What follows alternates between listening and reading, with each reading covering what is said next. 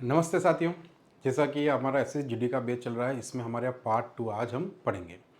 देखो पार्ट 1 में मैंने आपको एक बात बताई थी कि मैं आपको किस तरह से पढ़ाऊँगा। मैं आपको पर्टिकुलर क्वेश्चन वाइज़ उसके नोट्स बनाऊँगा।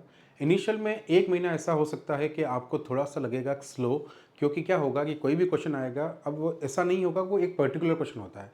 आप इस चीज़ को अच्छे से नोटिस करना, वो एक क्वेश्चन होगा, उसके पीछे उस चैप्टर के कितने पार्ट यानी कितने क्वेश्चन सॉल्व होंगे, वो आपको धीरे-धीरे समझ में आएगा। यानी हम एक क्वेश्चन पे मैं प्रॉपर नोट्स बनाऊँगा कि इस क्वेश्चन में क्या-क्या ज़रूरत थी। अब इस क्वेश्चन में ही नहीं, उसी टाइप के सारे क्वेश्चंस में आपको वो नीड मिलेगी। तो नोट्स बनाएँगे, और सबसे अच्छा मैंने आपको पहले ही बताया है कि वीडियो जो रिकॉर्डिंग होता है उसका फ़ायदा ये है कि अगर कोई बच्चा नहीं, मतलब उसने पढ़ रखा है मेरे से, क्योंकि हो सकता है आप में सब सारे बहुत सारे बच्चे ऐसे होंगे जिन्होंने मुझसे ऑफलाइन पढ़ रखा है, बहुत सारे ऐसे होंगे जिन्होंने यूट्यूब पे मुझसे ऑलरेडी पढ़ रखा है, तो उनको तो आइडिया होगा कि मैंने क्या-क्या रूल्स पढ़ा है। इस विश्वास से आपने आज खरीद भी लिया है, और आप मेरे विश्वास पे अगर खरीदे हैं तो मैं इस विश्वास पे उतरूँगा भी हूँ और आपको मैं एक अच्छा रिजल्ट दूँगा। लेकिन जिन बच्चों का ये हो सकता है पहली बार ही ये वीडियो देख रहे हैं, उनको मेरे बारे में कुछ आइडिया नहीं, उन्होंने पहली बार ही मुझे देखा है, तो उन बच्चों के लिए ये होगा कि वो बच्चे तो पूरा उनको नोट्स चाहिए। तो मैं पढ़ूँगा, ये प्रैक्टिस सेशन नहीं है, ये नोट्स से पहले नोट्स बनेंगे। धीरे-धीरे जैसे-जैसे आपके नोट्स कंप्लीट हो जाएँगे, आपको क्वेश्चन पढ़ के कैसे सॉल्व करना एग्ज़ाम में समझ में आ जाएगा, देन हमारी स्पीड इंक्रीज़ होगी। तो आप समझ के चलो, जब तक आपका जीडी का एग्ज़ाम नहीं हो जाता है, जब तक मैं क्वेश्चंस लेके आऊँगा, डेली का एक लेक्चर आपको मिलेगा, डेली एक लेक्चर आपका अपलोड होगा। क्लियर मेरी बात? डेली 1 बाय 1, ठीक है? रोज़ का आपको एक लेक्चर मिलेगा। एक साथ भी हो जाए अगर लेक्चर तो कोई इश्यू नहीं है, आपको डेली का एक लेक्चर देखना है, ठीक है? अगर आपके एक साथ वीडियो भी डाल दे, कभी 3 वीडियो एक साथ डाल दिए, कभी 4 डाल दिए अपलोड में, तो आपको डेली का देखना एक ही है, चाहे कितने भी वीडियो डेली के डले। क्लियर है बच्चों? चलो, वो आपके 365 दिन तक आपके पास ही पड़े हैं, उनके नोट्स भी आपके पास है, तो आप जो पढ़ोगे उसका रिवीजन भी कर सकते हो। तो आज देखते हैं हमें किस टाइप के क्वेश्चन मिलने वाले हैं। तो मैं क्या करूँगा, बीच बीच में जो पुराना पड़ा है उसका भी 1-2 क्वेश्चन डालूंगा, जिससे आपका रिवीजन हो। नए नए भी डालता रहूँगा, दोनों की प्रैक्टिस, ऐसी प्रैक्टिस होगी एट दी एंड जब आप पेपर दे रहे होंगे, या जब आपको मैं मॉक टेस्ट लूँगा, आप बोलोगे सर कोई प्रॉब्लम ही नहीं आ रही। आपको कोई बुक नहीं खरीदी, कुछ नहीं खरीदना, बस यहाँ पे जो मैं बताऊँ उसको पढ़ते जाना है। एग्जाम में डेफिनेटली सोल्व करके आओगे। मैं सारे लास्ट ईयर के पेपर, जितने इसके आसपास के, सब कुछ आपको यहाँ सोल्व करवा दूंगा, ठीक है? आप इसका रिजल्ट, तो आप जब रिजल्ट आएगा तभी आपको पता चलेगा कि हम कितना अच्छा पढ़े। स्टार्ट करते हैं आज के सेशन से। पहला क्वेश्चन है आपका एनालॉजी चैप्टर। मैं आपको साथ साथ में चैप्टर बताता जाऊंगा। इसको बोलते हैं समरूपता। जिससे आपको बता रहे हैं कि आपको कभी अगर मान लो आपके पास कोई बुक पढ़ी भी है, और आप अगर मान लो प्रैक्टिस कर भी रहे हो, तो आपको पता रहना चाहिए कि ये कौन से चैप्टर का क्वेश्चन है, इस टाइप के क्वेश्चन कहाँ मिलते हैं। तो ये मिलता है एनालॉजी समरूपता के चैप्टर में। अब इस चैप्टर में क्या होता है कि 3 टाइप के क्वेश्चंस होते हैं, जिसमें से जो जब आएगा तब मैं उसके बारे में बताऊंगा। ऐसा नहीं मैं पूरा चैप्टर पढ़ाने लग जाऊंगा, ठीक है? यही तो मैं आपको सिखाना है। क्वेश्चन आया, अभी उस टाइप चैप्टर का कौन सा टाइप है, तो ये है अल्फ़ाबेटिकली वाला। इसका पता कहाँ से चलता है? इसके लिए लिखा होता है ऊपर, ये रेशो के जो निशान लग रहे हैं आपको, इससे पता चलता है ये एनालॉजी का क्वेश्चन है, ठीक है? अब यहाँ पे बेटा पढ़ना ज़रूर। बहुत सारे बच्चे क्या करते हैं, एग्जाम में जाते हैं फटाक से लग जाते हैं काम पे। जल्दबाजी मत करना। आजकल एग्जामिनर बहुत ख़राब हो गए हैं, मैं आपको सीरियसली बता रहा हूँ। कितनी बार क्वेश्चन आते हुए गलत क्यों हो जाते हैं बच्चों के उसके पीछे एक रीज़न है। यहाँ पे लिखा हुआ उस विकल्प का चयन कीजिए जो तीसरे पद से उसी प्रकार संबंधित है जिस प्रकार दूसरा पद पहले संबंधित है। ये बच्चे कितनी बार पढ़ते ही नहीं है। यहाँ पे ध्यान से पढ़ना। चयन कीजिए कि तीसरा पद उसी प्रकार संबंधित जिस प्रकार दूसरा पद पहले से। यहाँ पे मेंशन होता है कि इससे ये बना है या इससे ये बना है।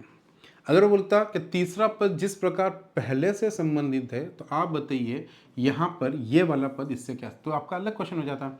आपको इससे इसको कंपेयर करना था, फिर इसको बताना था। तो ये ऊपर पढ़ना बहुत ज़रूरी है, ठीक है? तो सबसे पहले क्या ध्यान रखना, जैसे क्वेश्चन आया एग्जाम में, अब आप यहाँ पे क्या सीख रहे हो, देखो मेरे साथ, कोई लेक्चर नहीं, कुछ नहीं, एग्जाम में क्वेश्चन आया। अब मुझे पता चल गया एनालॉजी का अल्फ़ाबेटिक वाला तीसरा यानी एक टाइप उसमें से है। अब इसमें आपको नॉर्मली कोडिंग डिकोडिंग के जो मैंने आपको टाइप बताऊंगा, अभी तक बताया नहीं है। कोडिंग डिकोडिंग के जो मैं आपको टाइप बताऊंगा ना, वही लगेंगे। उसमें से मेनली 3 टाइप लगते हैं। तो फिलहाल मैं इस एनालॉजी के लिए तीनों टाइप लिख रहा हूँ। पहला हम याद करते हैं अपोजिट वाला। अभी आप बोलोगे अपोजिट क्या, हर चीज़ बताऊंगा। जो ये क्लास पहली बार देख रहे हैं उनको दिक्कत आ सकती है, जो पहली बार नहीं देख रहे हैं उनको तो कभी दिक्कत नहीं आ सकती। अब मेरी बात को सुनना। इस बैच में कोई भी टाइम वेस्ट का काम मैं नहीं करूंगा कि जहाँ पे टाइम वेस्ट हो, जो काम ऑलरेडी हमारे पास है उसको वापस दोहराएं। तो मैं आपको एक बात बोल रहा हूँ, सभी जने को आज का आज करना है। बस आपने देखो मेरे पे विश्वास किया, आपने परचेस की। अब आपने परचेस किया, मैंने क्या बोला, देखो परचेस उसी बच्चे ने की होगी जिसको मेरे पे विश्वास है, जिसने मेरे ऑफलाइन बैचेस ले रखे, उस बच्चे ने तो जैसे ही मेरे को इतने लॉन्च होते ही उन सब बच्चों ने ले लिया जिन्होंने मुझसे ऑफलाइन पढ़ रखा है या ऑनलाइन पढ़ रखा है। तो आप जो हो सकता है कोई पहली बार देख रहा होगा, उसको मेरे बारे में आइडिया नहीं है, तो मैं आपको एक बात बोल देता हूँ। देखो हम कोई भी काम ऐसा वेस्ट टाइम नहीं करेंगे। तो जो हमने अभी हमारे ऑलरेडी हम यूट्यूब पे पढ़े हुए हैं, वहाँ पे आपको एक वीडियो पड़ा होगा, आप कोडिंग डिकोडिंग में जाओगे, क्योंकि देखो वो पार्ट ऑलरेडी डन है किसी वीडियो में। तो आपको क्या करना है, आज का आज उस वीडियो को देखना है। अब यूं नहीं कि आज मैं आपको बोल रहा हूँ कि बेटा ये वीडियो देखा, जब भी ये वीडियो देखोगे, देखते ही सबसे पहला काम करोगे उस वीडियो को देखना। ये खत्म हुआ, उस वीडियो को देखना। अब वो कितने ड्यूरेशन में देख रहे हो, लेकिन कल के लेक्चर से पहले आपके दिमाग में वो वीडियो होना चाहिए। दूसरा पार्ट आप तभी उसका नेक्स्ट पार्ट तभी देखोगे जब आप उस वीडियो को देखोगे। कौन सा वीडियो, यूट्यूब पे जाओगे, कोडिंग डिकोडिंग का लेक्चर खोलोगे, प्लेलिस्ट में जाना, वहाँ मिल जाएगा, नहीं तो आप यूट्यूब पे QR कैंपस पे जाके कोडिंग डिकोडिंग का part 1, coding decoding part 1 QR campus search डालोगे तो भी आ जाएगा, और आप प्लेलिस्ट में जाओगे तो भी मिल जाएगा रीजनिंग में। कोडिंग डिकोडिंग का पार्ट 1 को आपको देखना है, उसमें अल्फ़ाबेट की सारी नंबरिंग्स मैंने याद करवाई है, जो नंबर्स आपके काम आने वाले हैं, सॉरी। और दूसरा अल्फ़ाबेट की नंबरिंग और अल्फ़ाबेट के अपोजिट, यानी कि आपकी अल्फ़ाबेट एक के सामने जेड, इस तरह से आपने देखी होगी, नहीं देखी तो आपको वहाँ वो वीडियो देखते सब कुछ समझ में आ जाएगा। ये 2 बातें आपको उसमें याद हो जाएगी। तो इसके लिए मैं अलग से वीडियो नहीं बना रहा हूँ, अलग से टाइम वेस्ट नहीं कर रहा हूँ, आपको बस वहाँ वो वीडियो पड़ा है, वहाँ पे आपको देख लेना है, ठीक है। तो कोडिंग डिकोडिंग का पार्ट 1, ठीक है। चलो अब देखो बेटा, ये आप वहाँ से कर लोगे। अब हमें क्या करना है, उसका हमें यूज़ करना है। तो वो याद होगा, तो उसमें एक अपोजिट वाली बात होती है। ए के सामने जेड याद करोगे, एम के सामने एन। तो आप जैसे ही एग्जाम में क्वेश्चन आएगा, तुमने देख लिया पहले से दूसरा बनेगा, तो वही कोडिंग डिकोडिंग का रूल्स लगाओगे, क्या यहाँ पे अपोजिट तो नहीं लिखे गए। तो बी का अपोजिट होता है वाई, पर यहाँ पे कहीं वाई दिख रहा है क्या, तो इसका मतलब तुम्हारा अपोजिट नहीं है। तो इसमें सिर्फ 3 पॉइंट नॉर्मली काम आते हैं, कोडिंग डिकोडिंग में 6 पॉइंट काम आते हैं, एनालॉजी में नॉर्मली 3 पॉइंट्स काम आते हैं नॉर्मली, ठीक है। जैसे आप कोडिंग डिकोडिंग के जब रूल्स पढ़ोगे तो वो सारे रूल्स आपके दिमाग में वैसे भी होंगे, पर 3 रूल्स सबसे पहले ये देखना जो मैं आपको बता रहा हूँ। दूसरा देखना पैरेलली प्लस या माइनस। पैरेलली प्लस माइनस क्या होता है वो मैं आपको समझाऊंगा अभी। इसमें एक सीरीज लगभग बनती है, श्रेणी, ठीक है। ये मैं आपको कोडिंग डिकोडिंग में ही पढ़ूंगा, ये चीज़ कोडिंग डिकोडिंग में भी आएगी। तो जो काम यहाँ हो रहा है वो कोडिंग डिकोडिंग में भी काम आएगा। तो आपको एक ही काम से बहुत सारे चैप्टर निपटेंगे, चिंता मत करो, आप एक बार रूल्स पढ़ोगे। दूसरा पॉइंट होता है आपका पैरेलल प्लस माइनस। ये आपके कोडिंग डिकोडिंग में भी होगा। कैसे पैरेलल का मतलब होता है, एक एग्जाम्पल लिख के बता रहा हूँ क्योंकि कोई बच्चा हो सकता है पहली बार पढ़ रहा है। अच्छा, एक रिकॉर्डिंग का सबसे बड़ा फायदा क्या है। अब आप में से कोई बच्चा मान लो मेरे से ऑलरेडी पढ़ा हुआ होगा कुछ चीज़ें, तो अब उसको पता है सर क्या कर रहे हैं, तो आप यहाँ तो वीडियो की स्पीड बढ़ा सकते हो यहाँ पे, क्योंकि आपको जो चीज़ आती है, या फिर यहाँ पे आप स्किप कर सकते हो। आपको लग गया ये मुझे आता है तो मैं टाइम वेस्ट नहीं करूँ, आगे बढ़ जाओ। तो सबसे अच्छा फायदा यही तो है कि आपका टाइम बचता है, कि जो चीज़ आपकी ज़रूरत नहीं है, ऑलरेडी लिखी हुई है, आपके पास ऑलरेडी नोट्स है, तो आपको बनाना नहीं है, आपको सीधा स्किप मारना है। और जिन चीज़ बच्चे पहली बार पढ़ रहे हैं वो नोट्स बनाएंगे। पैरेलल का मतलब होता है जैसे ये पहले के सामने पहला वाला, जैसे एग्जाम में देखो ऐसा कोई लिखना नहीं है, ये जो मैं लिख रहा हूँ ये तो आपके नोट्स के लिए बता रहा हूँ क्या कर रहा हूँ। एग्जाम में कैसे करना है, 2 मिनट रुक जाना, आपको समझ में आ जाएगा। पहले आप इसको समझोगे तो एग्जाम में क्या करना सब समझ में आएगा। पैरेलल में हमेशा आपको एटलीस्ट पहले का पहले, दूसरे का दूसरे, एटलीस्ट 4 की सीरीज चेक करनी है।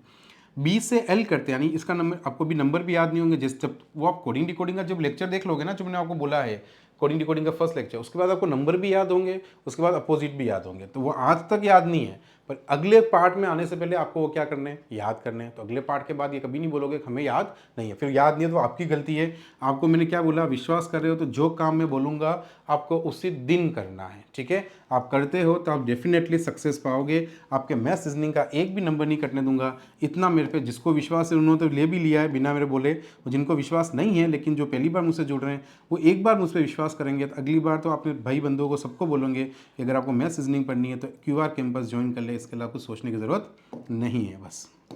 तो वही मुझे करना है कि आपके मुंह पे बस QR कैंपस का नाम जम जाए कभी भी। वो इसलिए जमेगा जब आपका रिजल्ट बनेगा, तभी तो आप 10 को बोलोगे, बाकी आप क्यों बोलोगे। उसीलिए मुझे मेहनत करनी, बस आपको मैं जो बोलूँ वो आपको करना है। बाकी मेरा 12 साल का एक्सपीरियंस मैं आपको दे दूंगा कैसे रिफ्लेक्शंस होते हैं, ठीक है बेटा। 2 से 12 होने के लिए कितना प्लस करना पड़ेगा, तो आपने यहाँ देखा +10, यहाँ पे एक सीरीज की रिक्वायरमेंट होगी। 12 से 2 होने के लिए -10, 15 से 16 होने के लिए +1 और 3 से 11 होने के लिए +8। तो बताओ ये 4 देख लेनी, 5 भी देखो तो ठीक नहीं चलेगा, एटलीस्ट स्टार्टिंग के 4 देखने ही देखने हैं। अगर ये सीरीज बन रही है, सीरीज का मतलब क्या होता है, जैसे +1 +2 +3 हो रहा होता, +1 +1 +1 हो रहा था, +1 -1 +1 -1, ऐसा कुछ भी ऐसा पैटर्न जिससे हम नेक्स्ट नंबर बता पाए कि यहाँ क्या आएगा, यहाँ क्या आएगा, यहाँ क्या आएगा, उसको बोलते हैं सीरीज। पर यहाँ पे सीरीज नहीं बन रही है, मतलब आपका बी पॉइंट भी नहीं। फिर आपको देखना है क्रॉस कोडिंग। सी पॉइंट क्या होगा, क्रॉस कोडिंग बोलो या क्रॉस देखना है। क्रॉस कैसे देखना है, तो आप इस तरह से करने प्लस माइनस ही है, लेकिन क्रॉस में। इसमें भी सबसे ज़्यादा जो देखने वो सबसे पहले +1 और -1, देन +2 -2, देन +3 -3। ये नॉर्मली में आपको आंसर मिल जाएगा एग्जाम में जीडी के, इससे ज़्यादा जीडी में नहीं लेवल आता है। ठीक है, देखो इधर तो मैंने आपको क्या बोला, ये बैच पर्टिकुलर जीडी के लिए है ना, ओनली फॉर जीडी। अब देखो मेरे में हर लेक्चर में आपको ये जरूर बोलूंगा कि ओनली फॉर जीडी के लिए, ओनली फॉर एनटीपीसी के लिए, या जिसका भी मैं पढ़ा रहा हूँ सीजीएल के लिए। इसका इसलिए क्योंकि आपको ये नहीं लगना चाहिए कि सर हमें सब रिकॉर्डेड वीडियोस दे रहे हैं। मैं पर्टिकुलर आपके एग्जाम के लिए मेहनत कर रहा हूँ कि अगर जीडी मतलब सिर्फ जीडी के क्वेश्चंस कौन से आते हैं, सिर्फ वो ले रहा हूँ। इसलिए मैं आपको हमेशा बोलूंगा कि सिर्फ जीडी का बैच है और किसी एग्जाम के लिए आपको नहीं यूज करना है, only for GD. SSC GD मतलब एसएससी जीडी। देखो अब देखना बेटा, इधर देखना सब जने। अब यहाँ पे सीरीज नहीं मिली तो हमारा तीसरा पॉइंट, ये 3 पॉइंट आपको देखने कब, एनालॉजी के जब अल्फाबेट वाला पार्ट आता है तो बस ये 3 पॉइंट देखने। आज आपने ये नोट्स बना लिए, अगली बार जब भी इस टाइप का कोई भी क्वेश्चन बनेगा, मैं कह रहा हूँ गारंटी टूटेगा। अब इसमें एक क्वेश्चन नहीं हुआ है, इसमें 3 पैटर्न खत्म हुए। ये नहीं था, ये होता तो ये हो जाता, ये होता तो ये हो जाता। आप ये मत सोचना एक क्वेश्चन कर रहे हैं सर इतना टाइम लगाते हैं, सर एक क्वेश्चन में मैं 3 क्वेश्चन करा रहा हूँ, ये सोच के चलो। कोडिंग डिकोडिंग खत्म हो रही है, आप ये मत सोचना सिर्फ एनालॉजी, ये कोडिंग डिकोडिंग में फिर से काम आएगा। तो आप बहुत, आपको 1 महीने बाद रियलाइज होगा कि 1 महीने तक हमने जो नोट्स बनाए ना, वो आपके आगे के सब चैप्टर को इजीली सोल्व करवा रहे हैं। तो 1 महीने तक मेरे साथ नोट्स बनाओ और बाकी जिसको आता है वो आगे आगे स्किप करके बढ़ते जाओ। ठीक है, अब सुनो, जैसे मेरे को ये किया तो अब मैंने तीसरा पॉइंट क्या बोला, क्रॉस कोडिंग। क्रॉस कोडिंग करने का तरीका क्या होता है सुनना। आपको बस कुछ नहीं करना, पहला लेटर जो होता है उसको बोलना है, उसका नंबर, जैसे 2 है तो बी के 2 पड़ोसी बोलने हैं, क्योंकि +1 माइनस का मतलब क्या होता है, बी में एक +1 करके देखो और बी में एक -1 करके देखो। जो भी करो, तो बी में +1 करेंगे तो सी, -1 करेंगे तो ए। अब बताओ सी और ए कहीं पर भी है क्या पूरे में, सी और ए को ढूंढो। तो आपने बोला सी है, तो सी क्या करके आया, +1। अगला वापस बोलो +1, या तो एल का +1 होगा एम, या -1 होगा के। तो के है, तो देखो इस बार आपको -1 मिला। फिर ओ सॉरी, ये सी का +1 और ये एल का -1, तो ये हो गया +1, ये मिला आपको -1। फिर वापिस +1 मिला, देखो P, तो B वापिस C से -1 मिला, L वापिस क्या मिला, +1। तो इसका मतलब आपको ये सीक्वेंस तो ये थी, पर रिवर्स में +1 -1 मिला। तो इस तरह से आपको पकड़ में आ जाएंगे कि उसने क्या आपका सीक्वेंस बना रखा है। तो अब जैसे आपको पकड़ में आया तो आप क्या करोगे, यहाँ पे देखो सेम इसका वही करोगे जहाँ यहाँ हुआ है। सबसे पहले आगे वाले का सबसे लास्ट में जाके गया है +1, तो तुम भी m का +1 बोलोगे कि m का +1 क्या होता है n। तो तुम्हारा सबसे लास्ट में ऑप्शन में n आना चाहिए। जिस ऑप्शन के लास्ट में n आ रहा है, m का n है ना, देखो जैसे यहाँ पे b का c आया तो m का n आना चाहिए। तो n कहीं आ रहा है क्या, लास्ट में n नहीं आ रहा है, इसका मतलब इसके ऑप्शन कोई ना कोई गलत, OHOQBL OHBHQL, तो इसका मतलब इसका ऑप्शन जो है, क्योंकि देखो यहाँ पे B से +1 C था, L से -1 था, +1 था, -1 था, +1 था। ठीक है, तो यहाँ पे आपके क्या होना चाहिए था, सबसे पहले ये कितने हैं, 1 2 3 4 5, 1 2 3 4 5 6। ओके, इसने उल्टा तो नहीं किया है, इसे उल्टा चेक करते देखो क्या, क्योंकि देखो यहाँ पे नंबर्स ऑफ लेटर चेंज है, यहाँ पे 5 लेटर थे, यहाँ पे कितने लेटर है, 6। तो हो सकता है वो फर्स्ट से बना रहा हो, इधर से बना रहा हूँ, मतलब पीछे वाले से। सबसे पहले पीछे वाला लिया है, उसका लिया उसने +1, तो हम भी देखें ये का ये करके देखते हैं। तो सबसे पहले पीछे वाले का +1 से स्टार्ट करते हैं। अगर पीछे वाले का +1 से स्टार्ट करेंगे तो यहाँ क्या आएगा, ओ। तो ओ से ऑप्शन स्टार्ट हो रहा है, यस। तो उसने देखो ये 2 तरीके से हो सकते हैं आप, इसकी ये भी देखो एक नई चीज़ आपको सीखने भी मिलेगी, समझना। ये अगर दोनों इक्वल नंबर्स ऑफ लेटर होते तो मेरी बात समझो, आप पीछे से स्टार्ट करते आगे से स्टार्ट करते, इस सीक्वेंस पे कोई फर्क नहीं पड़ता कि +1 है -1 है कुछ भी है, पर इसके नंबर्स ऑफ लेटर अलग है तो फर्क पड़ेगा। तो ये कहाँ से स्टार्ट कर रहा है वो आपको ऑप्शन से देखना पड़ेगा। तो हमने जैसे अभी ऑप्शंस पे गए, देखो जैसे मैंने पहले क्या किया, फर्स्ट को लास्ट वाला चेक किया, तो m से यहाँ पे n देखा, तो n का आप देखो एक भी ऑप्शन नहीं है, तो मैं वहीं रुक गया, एक बार आगे बढ़े नहीं ना, एक बार किया ही नहीं काम, रुक गया। और जैसे देखा नहीं है तो अब मुझे पता चला कि ये कितने लेटर है, 5, ये भी कितने हैं 5, पर ये कितने 6। अब हो सकता है ना उसने आगे से स्टार्ट किया हो, यानी सबसे पहले पीछे वाले का +1, यहाँ देखो k का +1 l, फिर दूसरे वाले का -1, फिर तीसरे वाले का +1, फिर चौथे वाले का -, फिर पांचवें वाले का +1, तो छठे वाले का क्या होगा, -1 होगा। इसलिए वो नहीं आ रहा था एन। तो यहाँ पे अगर मैं छठे का देखूंगा ना अब, तो एम का यहाँ पे -1, एम का -1 क्या होता है एल, तो ऑप्शन में पीछे एल आने चाहिए, देखो आ रहे कि नहीं आ रहे। तो ये डिपेंड करेगा कि अगर नंबर्स ऑफ लेटर अलग अलग है तो उसने आगे से शुरुआत की या पीछे से। आगे से किताब देख लो, रिवर्स करना, पीछे वाले का पहला लिखना, फिर इसका लिखना, फिर इसका लिखना, करना वही है +1 -1, पर आगे से या पीछे से डिपेंड करेगा ऑप्शन पे। तो हमने देखा, देखो यहाँ पे ओ सबसे पहले यहाँ +1 हो रहा था, तो एम से +1, सॉरी कहाँ गया, उल्टा पीछे। तो सबसे पहले हमारे पीछे पीछे गया था एन का +1 पीछे से आना है, ठीक है। तो पीछे से सबसे पहले आगे वाला आया। फिर आई का -1 क्या होगा, आई से -1 एच, तो ओ एच होना चाहिए ऑप्शन में। तो जिसमें ओ एच नहीं है काट दो एक बार, चलो ठीक है बना ही लेते हैं हमारे क्या, इन सेकंड वाला हो गया। फिर थर्ड वाला वापिस क्या होगा, मैं इसको लिख देता हूँ, आपको याद नहीं रहता।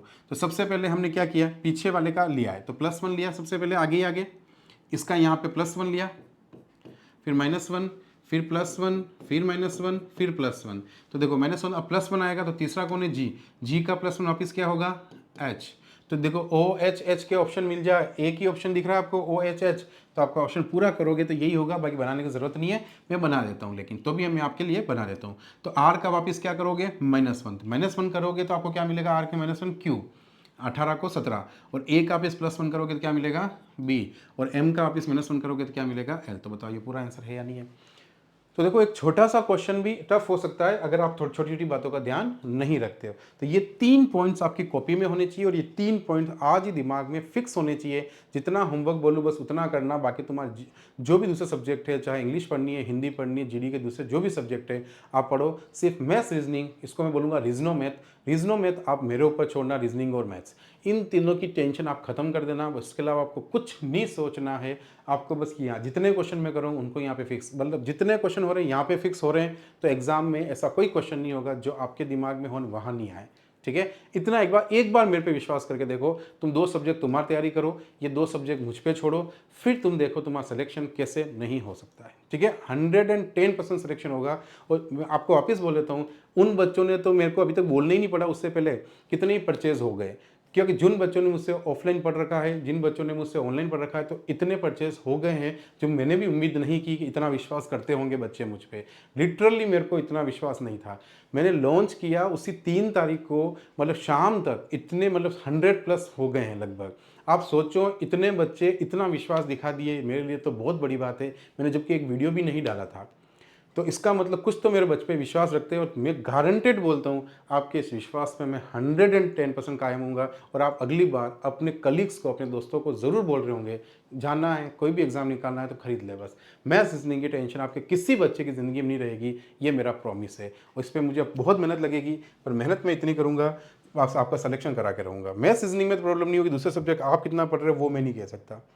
चलो ठीक है, नेक्स्ट देखो। क्वेश्चन कितने होते हैं इसको आपको नहीं देखना है, ठीक है, आपको बस मेरे साथ पढ़ना है। मेरा काम है आपको पूरा कोर्स कराना, कैसे कराना। चलिए तो देखो क्या बोल रहा है नेक्स्ट क्वेश्चन। यदि 15 आदमी 18 दिन में घर बना सकते हैं तो 12 आदमी उसे कितने दिन में बना सकते हैं। अब फिर से मैंने क्या बोला, क्वेश्चन आते ही हमें तो ये सीखना है सर इस क्लास में कि क्वेश्चन आते ही जजमेंट कैसे करें, और ऐसा क्वेश्चन देखते ही हम कैसे इसको सॉल्व करें। तो देखो मैंने आपको क्या बोला, आप क्वेश्चन की फ्रेम को पढ़ना सीखें।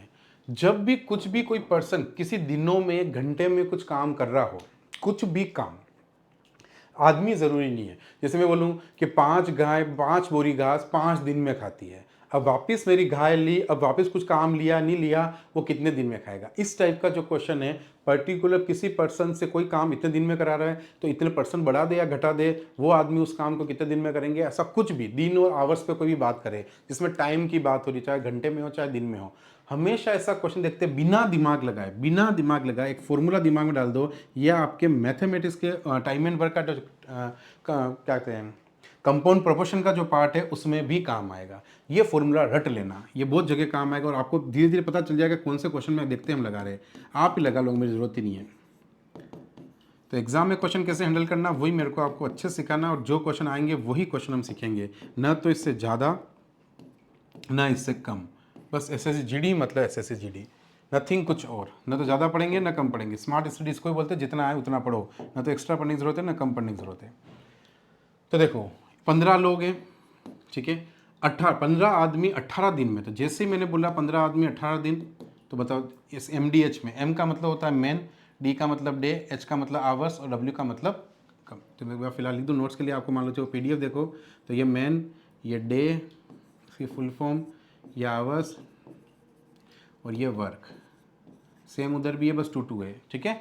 तो मैन, तो जो भी आदमी हो, जो इसमें से दे रखा है वो पुट करो, नहीं दे रखा जरूरी नहीं, कुछ भी कभी दे सकता है, जो दे रखा है वो पुट करना है, बाकी स्किप मारो, ठीक है। तो 15 आदमी 18 दिन, फिर क्या बोल रहा है कितने आदमी 12। अब जो भी बाकी है वो D2 लिख दो, बाकी है इसको सोल्व कर लो। तो आप इसको जैसे सोल्व करोगे तो 4 से काटो, 3 से काटो, 3 चौक 12, 3 पंजे 15, 4 से इसको काटा तो ये कितना आया, 4 से नहीं काटा, 2 दूनी 4, 2 नम 18, 9 5 45, 45 अपन कितना आया बच्चों 2। तो 45 का आधा कितना होता है, आपसे नहीं आ रहा, 22.5 का ऑप्शन में होना चाहिए, कितना होना चाहिए बच्चों 22.5, 45 का आधा कितना होता है 22.5, तो आंसर कितना होगा 22.5। तो बस ये हो गया। अब सोचो क्वेश्चंस के पैटर्न पता है, अगली बार अगर किसी कुछ भी क्वेश्चन आ गया कि 5 बिल्लियां 5 चूहे 5 मिनट में खाती है, तो बताइए 10 बिल्लियां 10 चूहे कितने मिनट में खाएगी। तो कुछ नहीं करना, फॉर्मूला मारो, आंसर निकालो, कॉन्सेप्ट पता होने चाहिए क्या करना है, ठीक है। ये मैं आपको सिखाऊंगा और इस तरह से हम आगे बढ़ते जाएंगे, नोट्स बनाते हुए। तो ये आपके नोट्स में होना चाहिए और कल दिमाग में भी होना चाहिए। तो अगले क्वेश्चन के लिए फिर से देखना नहीं पड़ेगा मैंने क्या पढ़ा था, जो आज पढ़ लिया वो आज पढ़ लिया, बस दिमाग में फिक्स। थोड़े दिन में एक टेस्ट लेके रिवीजन करेंगे उसका।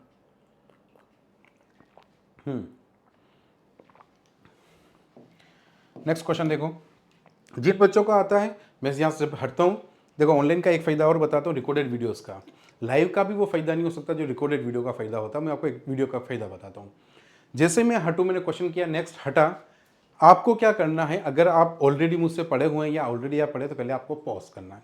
पॉज किया, सेल्फ सॉल्व करना है, कर लिया। अगर आप पहली बार ही पढ़े तो आप देखो मेरा तरीका क्या है, और अगर आप मुझसे ही पढ़े हो तो आपको पता है मैं कैसे कराता हूं, तो आप सीधा आगे स्किप करके बढ़ सकते हो, क्योंकि आपको ये आइडिया है। जिन क्वेश्चंस पे आइडिया नहीं उन पे रुक के अच्छे से पढ़ लो, और जिन पे आइडिया है उन पे आगे नहीं। तो ये ऑनलाइन के फायदे, आप रोक के आराम से सोल्व करो, मेरा वेट मत करो कि मैं तुम्हें टाइम दूंगा तो तुम सोल्व करो, तुम खुद पॉज कर लो, मैं साइड में गया स्क्रीन से, तुम पॉज करो सोल्व करो। ये बार बार नहीं बताऊंगा, बस जब मैं स्क्रीन से हटूँ समझ जाना, तुम्हें पॉज करना है और पॉज करके सोल्व करके देख लेना। अगर तुम्हें आता है तो, नहीं आता है तो कैसे मैं करता हूँ वो देखना। तो देखो सबसे पहले तो मैं आपको 2 बातें बताता हूँ। जब भी डायरेक्शन टेस्ट, ये इस चैप्टर का नाम क्या है बच्चा, डायरेक्शन टेस्ट, डायरेक्शन टेस्ट यानी दिशा परीक्षा,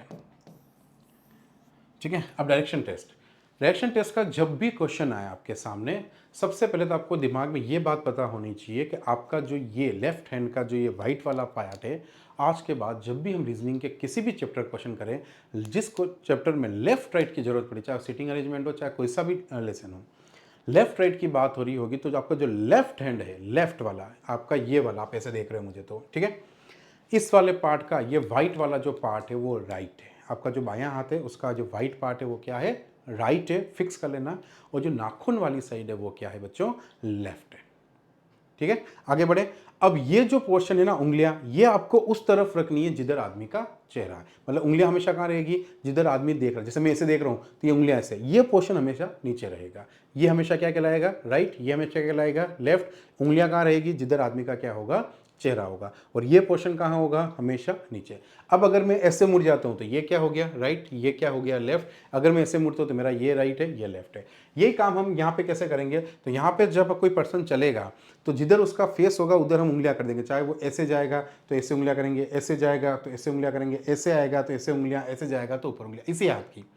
जिधर वाइट आएगा वो राइट, इधर नाखून आएंगे वो आपका क्या हो जाएगा, लेफ्ट आ जाएगा। चलिए आगे देखते हैं। तो पहले हम डायग्राम से करेंगे इस क्वेश्चन को, फिर मैं आपको बताऊंगा इसको विदाउट डायग्राम, यानी बिना डायग्राम बिना थ्योरम कोई भी क्वेश्चन आएंगे डायरेक्शन टेस्ट के, कैसे करेंगे, कब बिना डायग्राम कराएगा, साथ का साथ सिखूंगा, कुछ नहीं, सब नोट साथ के साथ होंगे। तो पहले हम डायग्राम से बनाएंगे। राहुल उत्तर की ओर 30 मिनट चला, लैंग्वेज के साथ। सबसे पहले एक पॉइंट बना लिया करो, ठीक है। जब भी डायरेक्शन टेस्ट का क्वेश्चन आया, कुछ समझ में नहीं आया, एक पॉइंट बनाया, राहुल कहाँ जा रहा है, उत्तर की ओर। तो आपको एक कंपास दिमाग में होना चाहिए, ये वाला, पूरब पश्चिम उत्तर दक्षिण। ये ई इंग्लिश में east west north south, east west. जहाँ पे जो चीज़ की काम होगी मैं वही बताऊंगा, ज़्यादा एक्स्ट्रा टाइम आपका नहीं खाऊंगा किसी भी क्वेश्चन में। जिस क्वेश्चन में पर्टिकुलर आपको चीज़ें पता होनी चाहिए वो पता होनी चाहिए। तो सबसे पहले अगर मैं इसका डायग्राम बना रहा हूँ तो वो बंदा कहाँ जा रहा है, नॉर्थ में जा रहा है, उत्तर की ओर चलता है, नॉर्थ में। तो आपका नॉर्थ आपने कहाँ मान रखा है, ऊपर। तो ऊपर की ओर ऊपर की ओर कितना चलोगे आप लोग, 30 मीटर।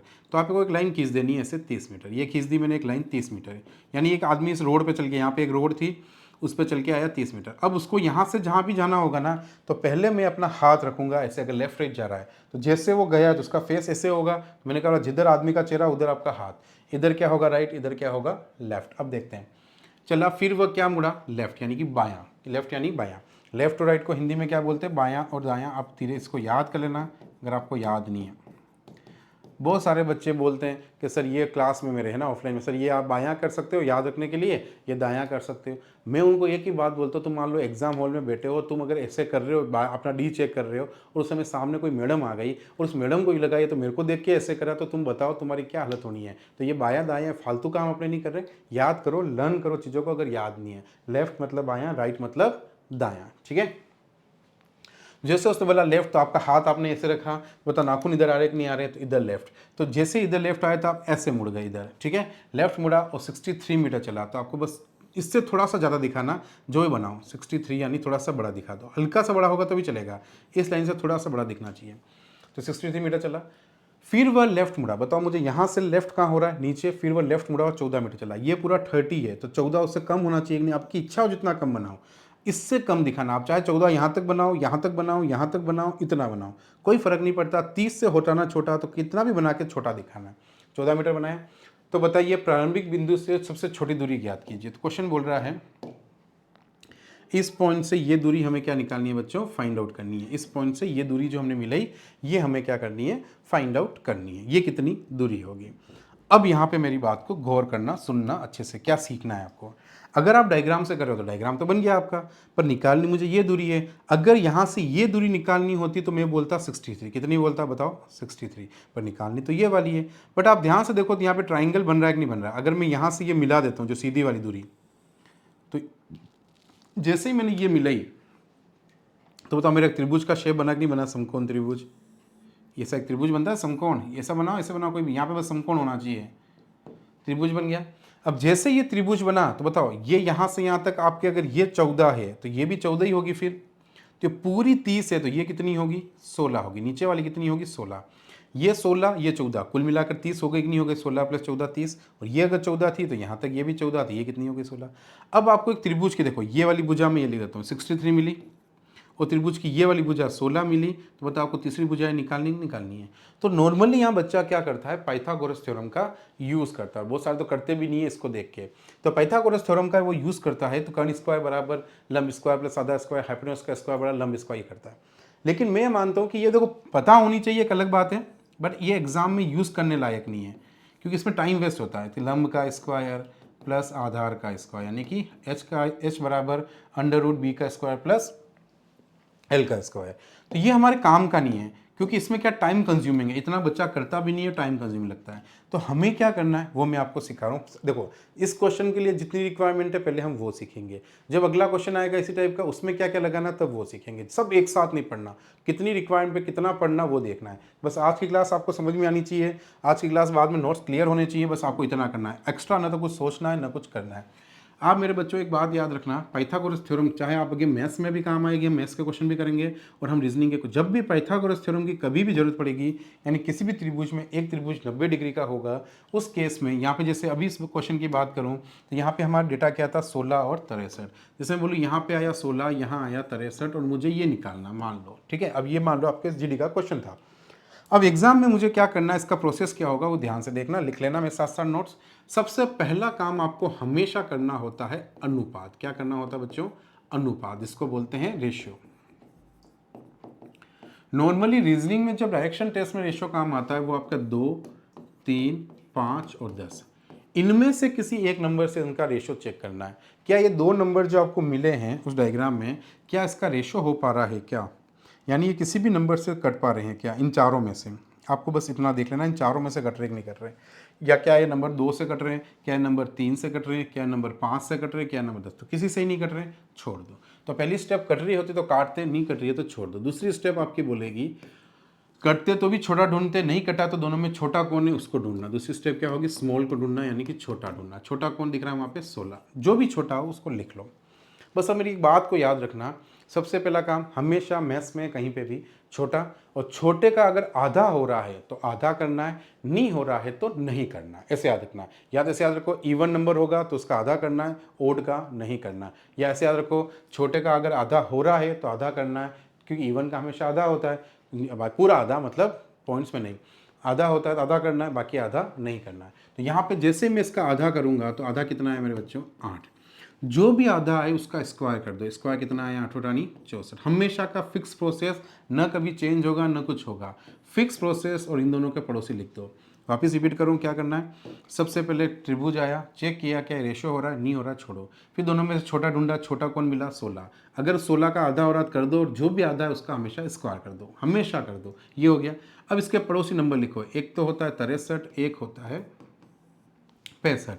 64 की गिनती में पड़ोसी क्या आते हैं, 63 और 65। तो इसका मतलब मेरे ट्रिपलेट के 3 नंबर कौन से, 16, 63, 65। 16, 63, तो यहाँ पे क्या आया मेरा नंबर 65। यानी कि इसके आप पाइथागोरस थ्योरम लगा के इसको सोल्व करते ना, तो आपका आंसर कितना आता बच्चों, 65 आंसर आता। जो मेरा आंसर कितना आ गया, 65, यानी वो लंबाई कितनी है, 65। अब देखो इसका, अब ये मुझे नॉलेज है एग्जाम में, तो देखो यहाँ पे मैं सीधा क्या करता, जैसे ये 16 दिखता 63, मैं रेशो लगाता नहीं दिखा, छोटा कौन दिखता, ओरली कैसे करता देखना, छोटा कौन दिखा 16, 16 का आधा हो रहा है, हाँ कर दो 8, 8 का स्क्वायर 64, 64 के पड़ोसी 63, तो ये रहा, तो मेरा सीधा आंसर क्या होता 65, न कोई थ्योरम कुछ भी नहीं, और मेरा आंसर क्या आ जाता 65। और ये आपके SSGD 2023 में पूछा गया। अब इसमें अपन और भी टाइम बचा सकते थे इस डायग्राम का, ये जो आपने डायग्राम सोचना पड़ा ना आपको, ये भी आपका टाइम बचा सकते थे। अब वो कब आपको बचाना है पहले वो सुन लो, फिर कैसे बचाना वो मैं आपको सिखा रहा हूँ। क्योंकि मैंने क्या बोला, कोई भी बच्चा हो सकता है पहली बार भी देखने वाला बच्चा भी होगा, उसको तो नोट्स बनाने ही पड़ेंगे ना। मैंने आपको फिर से बोला है, जिस बच्चे ने अगर मान लो देख रहे हो ना, आपको अगर पता है तो आप स्किप मार सकते हो, आगे वाले क्वेश्चन पे जा सकते हो। देखो इधर यहाँ पे आपको क्या सीखना होगा, देखो ये मैं जितनी मेहनत एक क्वेश्चन पे कर रहा हूँ ना, ये अभी एक मिनट क्वेश्चन पे लग रही है। अब अगली बार जब भी ये क्वेश्चन आएगा कोई मेहनत नहीं, सीधा आंसर आपको पता होगा कैसे करना है। यही तो हमें सीखना है कि जैसे इस टाइप के किसी भी क्वेश्चन बनेंगे सब निपट जाएंगे। तो एक क्वेश्चन पे इतनी मेहनत करो कि आगे 10 क्वेश्चन उस पर हो जाए। अब देखो बच्चों, आपको एक चीज़ और मैं सिखा रहा हूँ, ध्यान से सीखना, और कब लगेगी वो भी साथ साथ बताऊंगा मैं।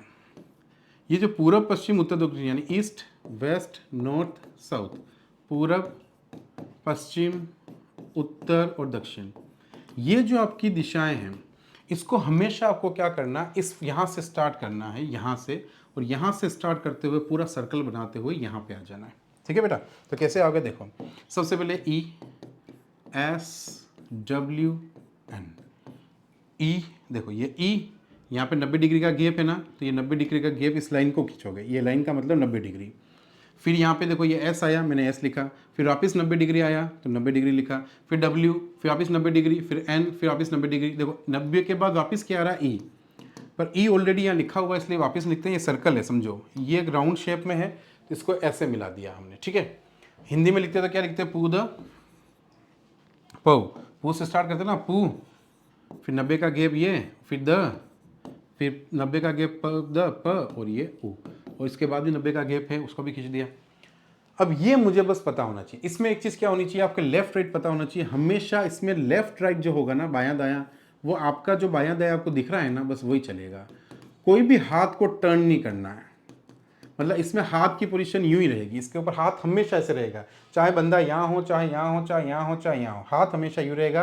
राइट हमेशा इधर, लेफ्ट हमेशा, राइट जाना है तो हमेशा इधर जाओगे, लेफ्ट आना है तो हमेशा इधर आओगे, कभी चेंज नहीं करोगे। अगर तुम्हें ये पता है तो तुम आगे बड़े बड़े क्वेश्चंस भी आएंगे ना, वो तुम्हारे सेकंड्स में सोल्व हो जाएंगे। और मैं हमेशा एक बात बोलता हूँ, कॉम्पिटिशन एग्जाम सिर्फ न तो एक्यूरेसी से निकलेगा न स्पीड करने से निकलेगा।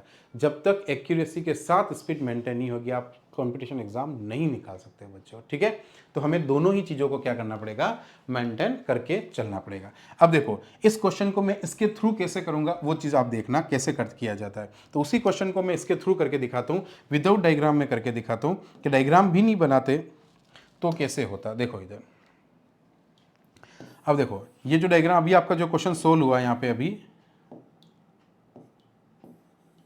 चल ये क्वेश्चन जो हमने सोल्व किया अभी, इस क्वेश्चन को बिना डायग्राम के करके देखते हैं। तो जैसे ही मैं अच्छा, ये बिना डायग्राम का कब यूज़ करना, पहले सुन लो, लिख भी लेना अभी इस बात को, कि जब भी लिख लेना, मैं बोल रहा हूँ इस बात को बाद में लिख देना भले ही सुन के, है ना। जब भी 1% दिया हो, कितना 1% दिया हो, और वो कितना भी चल रहा हो, कितना भी मीटर चले, कितने भी दाएं बाएं मुड़े, पर पर्सन कितना होना चाहिए क्वेश्चन में, सिर्फ एक आदमी होना चाहिए। वो आदमी कितना भी चले, और लास्ट में आपको अगर वो शॉर्टेस्ट दूरी पूछ रहा है तो यूज़ करेंगे। अभी छोटे दूरी पूछ रहा है ना, सबसे पहले उसकी दूरी बताइए, तो आप इसका एक तो यूज़ करोगे। और कहाँ करोगे, जैसे जैसे क्वेश्चन आएंगे बताऊंगा। तो सबसे पहले आप देखो छोटी दूरी पूछ रखी है, और एक बस आप तो देखना एक आदमी एक नहीं एक बार है, तो सबसे पहले लिख देना ESWN। हिंदी मीडियम वाले बस ये डायग्राम बन गया और कुछ नहीं है, बस अब लैंग्वेज पढ़नी है। अब लैंग्वेज में जैसे जैसे आएगा इसमें पुट करना। देखो एक उत्तर की ओर कितना गया, जहाँ पे बोले तो उत्तर ये रहा, नॉर्थ के नीचे लिख दो 30। मैं दोनों हिंदी मीडियम इंग्लिश मीडियम दोनों के लिख रहा हूँ 30। हम दोनों ऐसे काम करेंगे, ठीक है। जैसे उसने उत्तर बोला तो मैंने उत्तर के नीचे 30 लिखा। अब जैसे ही वो आगे जो वर्ड आएगा उसका लेफ्ट वर्ड आया कि नहीं आया, जैसे ही उसका बायां वर्ड आया तो तुम अभी नॉर्थ में जा रहे हो, जैसे ही बायां मुड़ा तो तुम्हारा बायां कहाँ आ रहा है, मैंने क्या बोला, ऐसे रहेगा। बायां मतलब इधर ही आपका 90, और लेफ्ट और राइट का जब तक दिया नहीं होता मतलब कितना डिग्री होता है, 90 डिग्री होता है ना, कुछ नहीं दिया हो तब तक 90 डिग्री। तो जैसे ही वो लेफ्ट बोलेगा आप यहाँ से लेफ्ट यानी ये 90, ये लाइन किसकी थी 90 की, क्रॉस करके यहाँ आ जाओगे, और यहाँ आते तुम कितना लिख दोगे 63। अब तुम वेस्ट में जा रहे हो, ठीक है, पश्चिम में, ठीक है। आगे चलें, फिर तुम यहाँ से क्या करते हैं, फिर वह वापस लेफ्ट मुड़ा, फिर से तुम यहाँ से लेफ्ट मुड़ेगे और कहाँ जाओगे, दक्षिण में। ये लेफ्ट यानी लेफ्ट तो इधर ही है 90 डिग्री, वापस लेफ्ट का मतलब 90 डिग्री, और कितना चला 14 मीटर। ये होने के बाद एक फिक्स प्रोसेस याद कर लो, जैसे तुम पूरा क्वेश्चन खत्म करो तुम पढ़ो, ये बताइए उसकी छोटी दूरी क्या है। ये क्वेश्चन जैसे तुमने पढ़ा, तुम हमेशा दो अपोजिट डायरेक्शन कौन कौन होते हैं, पूर्व पश्चिम उत्तर दक्षिण, तो जो भी विपरीत है उनको हमेशा माइनस कर दोगे, देखते उनके नंबर को। जैसे पुट किया, पुट करने के बाद जो भी विपरीत पे नंबर आए उनको आपस में माइनस करके लिख दो। तो बताओ 14 और 30 का माइनस कितना होगा, तो तुम बोलोगे सर 14 में से 30 गया तो यहाँ 16 बच गया, और यहाँ पे इसके पास तो कुछ है नहीं, 63 बच गया। बताओ वही ट्राइंगल के दोनों नंबर ऑटोमेटिक आगे कि नहीं आगे, 16 और 63। तो जब भी यहाँ पे दो नंबर बच जाएंगे, इधर 16 इधर 63, कहीं भी बचेंगे, दो बचेंगे, अगर बच जाएंगे तो या तो एक भी बच सकता है, एक बचेगा तो वही दूरी है। और अगर दो नंबर बच जाएंगे तो आपको जो मैंने अभी इस प्रोसेस सिखाया ना कि दोनों में से छोटा कौन है वो ढूंढा, 16 का आधा कितना 8, 8 का स्क्वायर कितना 64, 64 का बड़े से 63, तो आंसर कितना होगा सीधा 65। ठीक है, जो प्रोसेस मैंने आपको पीछे लिखाया वो आपका क्या हो जाएगा, सीधा आंसर हो जाएगा 65। तो इस केस में न तो डायग्राम बनाना, न थ्योरम यूज करनी, न कुछ भी नहीं करनी। क्लियर है, इस तरह से आपकी एक्यूरेसी भी मेंटेन होगी और इस तरह से फास्ट भी क्वेश्चन सोल्व होंगे। तो देखो इस पर्टिकुलर क्वेश्चन को हमें एग्जाम में कैसे टैकल करना था, तो इस ऐसे करना है। ये इतना सा पार्ट ये क्वेश्चन के लिए था पर्टिकुलर। एग्जाम में अगर बोलूँ कि अगर ये एग्जाम में मेरे अभी छपता है 2023 में छपा था, वापस छपेगा, तो बस कुछ नहीं करना, ESWN लिखना है। पू कैसे लिखना मैंने आपको बताया, मास चक्कर लगाते हुए उसमें जैसा नंबर बोले लिख देना है, हमेशा दोनों को माइनस कर देना। अब ये पहली बार क्वेश्चन कर रहे हो सकता है आपको थोड़ा सा अलग लगे, वो सुने पहली बार पढ़ते हैं, पर जब ये बार बार बाद में आएगा, मैं बार बार करूंगा तो आप बोलोगे अब तो कुछ लग ही नहीं रहा है। ठीक है, तो आप चलें आगे, नेक्स्ट चलें। नेक्स्ट देखो,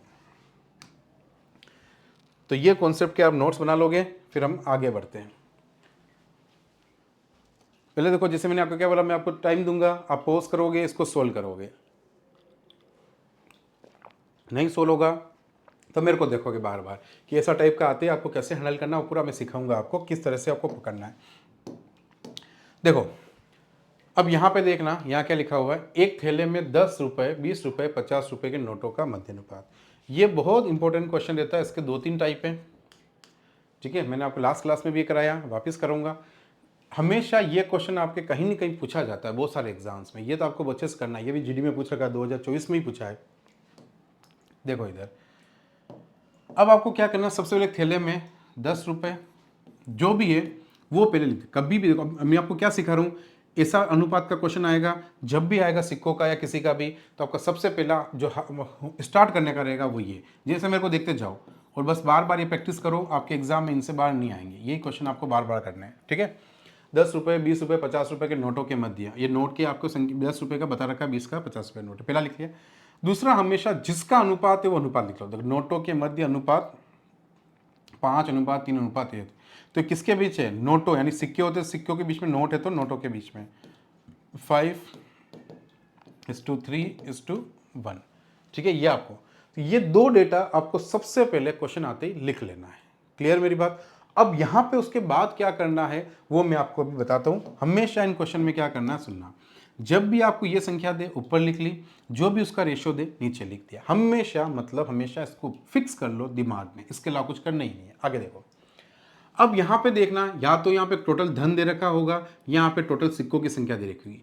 जब टोटल सिक्कों की संख्या दे रखी होगी तो ये अनुपात हमेशा पैसों का होगा, और यहाँ पे अगर टोटल मूल्य दे रखा होगा तो ये हमेशा आपका सिक्कों किसका होगा, सिक्कों का रेशो होगा। ठीक है, क्लियर मेरी बात। तो सिक्के दे रखे होंगे तो मूल्य का रेशो, और मूल्य दे रखा हो तो सिक्कों का रेशो, कुछ ना कुछ रहता है। नोट का देखा, सिक्के और नोट जो भी हो उसका रेशो ये दे रखा है।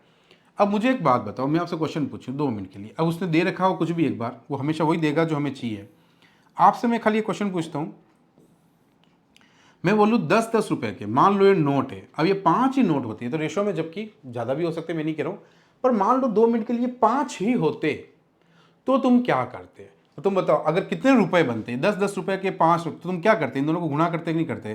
तो यानी कि हमेशा याद रखना, सिक्के या नोट में, आप ये पहला 2 पॉइंट मेन याद रखने हैं, सिक्के या नोट, ये आपके नोट्स में होना चाहिए, नोट ये दे रखे हों तो हमेशा क्या करना है, उसके साथ गुणा करना है, हमेशा उनके साथ क्या करना है, गुणा करना है। और अगर दूसरा पॉइंट आपको वैल्यू, वैल्यू यानी पैसों का रेशो दे रखा हो, पैसों का, ठीक है, पैसे जो हैं यहाँ पे इनका रेशो यानी वैल्यू जो है उनका, यानी मूल्य जो है, पैसे या मूल्य लिख सकता हूँ मैं इसको, मूल्य का अगर रेशो दे रखा है तो हमेशा क्या करेंगे, भाग करेंगे। तो जब ये क्वेश्चन आएगा तब आपको ये बात समझ में आएगी। फिलहाल हमें हमेशा क्या करना, गुणा। क्यों करना, खुद ही सोचो, 10 को 5 से गुणा करूंगा तभी तो टोटल रुपए बनेंगे, तभी इसके बराबर कर पाऊंगा। तो हमेशा क्या करना है, गुणा। सीधा गुणा कर दो, 10×5 = 50, 20 दिया, 3 दूनी 60 और 50 एकम 50, ये लिख दिया आपने। ठीक है, अब ये है रेशो में, इकाई में, और जो भी आपका मूल्य है तो अपने इकाई में कुल मिलाकर ये सब कितने हो रहे हैं, और ये उसके टोटल वैल्यू के कितने बराबर है, 480। ये हमेशा कर दो। क्यों? क्योंकि आपने यहाँ रेशो में पता किया इतने हैं, और रियल वैल्यू उसकी क्वेश्चन कितनी रहेगी, टोटल कितने रुपए, इन सब को मिला के देखो, ये थैले में कुल धन, इन सब का कुल धन मिलाकर 480 है। बस इसमें एक की वैल्यू निकालोगे, एक की वैल्यू निकाल के आपको जिसका निकालना हमेशा इंटू करोगे। ये सेम प्रोसेस है, कभी चेंज नहीं होगा। अगर आपको यहाँ सिक्कों का रेशो या नोट का रेशो दे रखा है तो दो चीज़ें लिखी होगी, नॉर्मली सिक्के नोट का ज़्यादा देता है जीडी वाला, तो आप इस पर ज़्यादा फोकस करना। ठीक है, अब देखो यहाँ पे टोटल कितना हो रहा है, तो ये 50 100 160, है ना, 3 दूनी 6 50 50, हम ये कितना हो गया, 160। तो 160 रेशो किसके बराबर हुआ, 480 के। तो एक रेशो की वैल्यू निकालोगे हमेशा, इसको बोलते हैं एकिक नियम। अब हो सकता है बहुत सारे बच्चे यहाँ पे नए हों, तो पहले एकिक नियम क्या होता है वो भी बताऊंगा। अब मैं वापस बोला, आप स्पीड बढ़ा देना जिन्होंने पढ़ रखा है। शुरुआत में ऐसा होगा कि बहुत सी चीज़ें मेरे को ऐसी होगी जो नए बच्चों को सोचते हुए बतानी होगी। 10 पेन, ये कॉन्सेप्ट जो मैं आपको बता रहा हूँ ना, ये वाला, ये कॉन्सेप्ट यूं मान लेना कि पूरी मैथ्स में बार बार काम आएगा। तो इसको 3 बार रिपीट करना पड़े वीडियो को तो करना, 4 बार, जब तक ये दिमाग में नहीं घुस जाए तब तक इसको करना है, क्योंकि इसके बिना मैथ्स आगे सोल्व नहीं होगी। बार बार काम आएगा, जो चीज़ बार बार काम आएगी उसको तो कितनी भी बार रिपीट करके आपको दिमाग में जब तक नहीं बैठे आगे नहीं बढ़ना है। तो इसको बोलते हैं 10 पेन अगर 100 रुपए के हैं तो एक पेन कितने का होगा, तो आप बोलोगे 100/10 का। तो 10 रुपये आया कि नहीं आया, एक पेन। तो कैसे करते हैं सुनो, जब भी आपको एक का मतलब होता है, यूनिटरी का मतलब होता है एक की वैल्यू बनाना।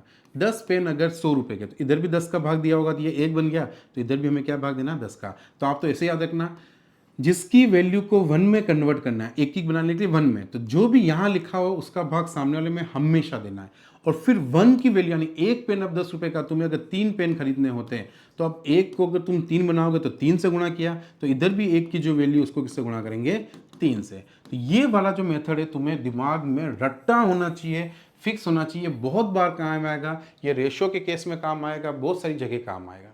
ठीक है, तो जब भी जिसका रेशो बराबर वैल्यू दे रखी होगी तो बराबर करेंगे, एक की वैल्यू निकालेंगे, फिर कुछ भी करेंगे।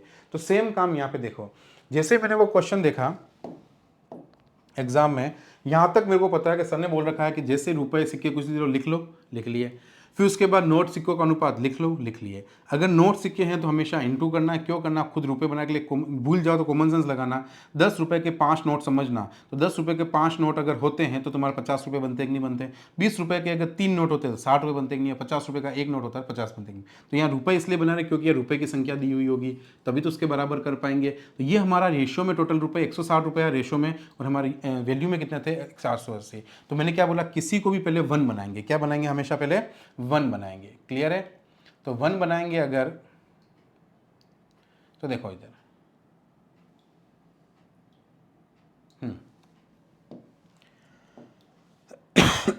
अगर मैं 1 रेशो बनाता हूं तो 180 में 1 का भाग दूंगा। मैंने क्या बोला, जो भी इधर होगा उसका भाग सामने की तरफ दोगे तो वो 1 की वैल्यू बन जाएगी। तो एक रेशो की वैल्यू कितनी आ गई, 16 16 16 32 16 48।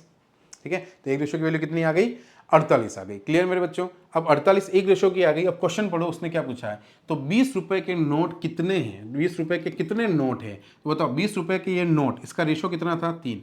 तो अगर एक रेशो 3 के बराबर है तो 3 रेशो बनाने, तो मैंने क्या बोला, एक को जो भी बनाना हो उसका गुणा उससे कर दो, तो कितना आंसर आएगा मेरे बच्चों, 9। तो कितने नोट है आपके पास, 9 नोट है। तो ये प्रोसेस आपका हमेशा होगा, हमेशा होगा, हमेशा होगा। जब भी आपको सिक्के का अनुपात दे रखा हो तो ये लाइन लिखो, ये लाइन लिखो, गुणा करके लिख लो, इसकी सम के बराबर जो भी दे रखा होगा वो होगा, एक की वैल्यू निकाल लो, फिर आपको किसकी वैल्यू पूछी गई है उसका गुणा कर दो। अगर मुझे पूछता 50 रुपए के कितने नोट है, तो एक की वैल्यू कितनी थी, 3, तो 50 रुपए के 3 नोट है।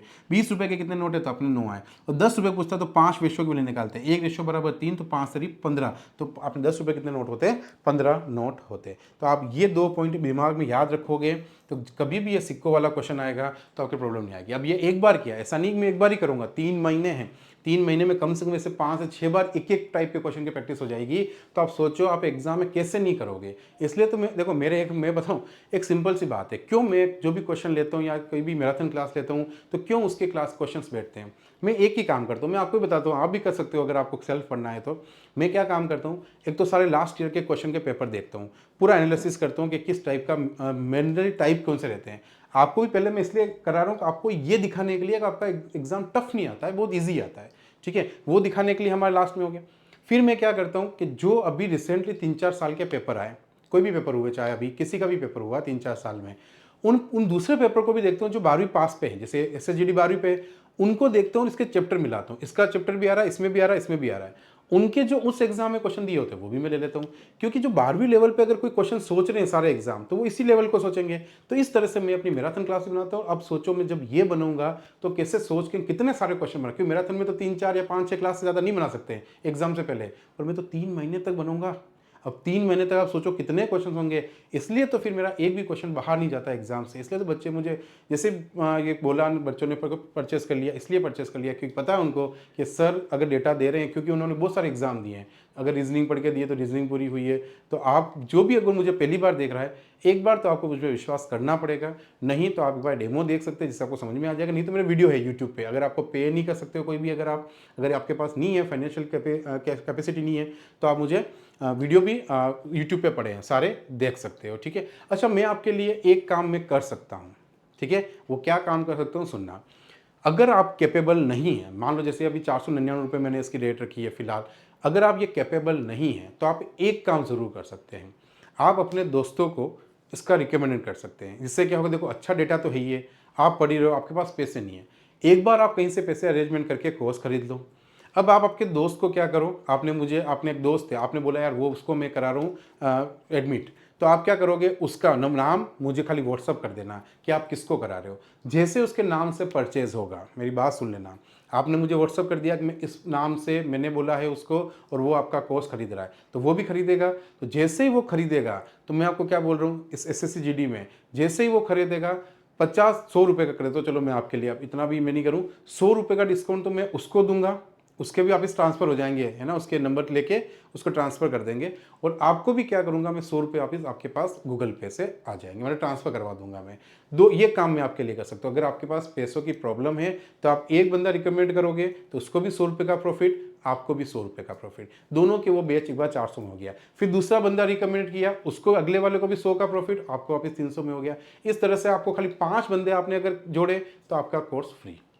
पर एक बार आपको पे करना है, फिर आपको फ़ोन पे आता रहेगा या गूगल पे आता रहेगा, फिर से आपके नंबर पे, जैसे आप मुझे देते जाओगे नाम व्हाट्सअप पे कि सर ये एडमिशन SSGD, बस SSGD नाम उसका जिसका आप एडमिशन करा रहे हो, तो उसका नाम और नंबर हो तो कुछ ज़्यादा अच्छा है, नाम और नंबर दोनों मिल जाएंगे तो ज़्यादा अच्छा है, जिससे अच्छे से वेरीफाई हो जाएगा। और जैसे ही वो परचेस करेगा उसको भी 100 का डिस्काउंट दे देंगे, उसके नंबर पे भी ट्रांसफर कर दिए जाएंगे 100, आपके भी। आप किसको बोल भी सकते हो कि मेरी वजह से लेगा, तेरे को 100 रुपये का फ़ायदा मिलेगा, ठीक है, ये मैं आपके लिए कर सकता हूँ।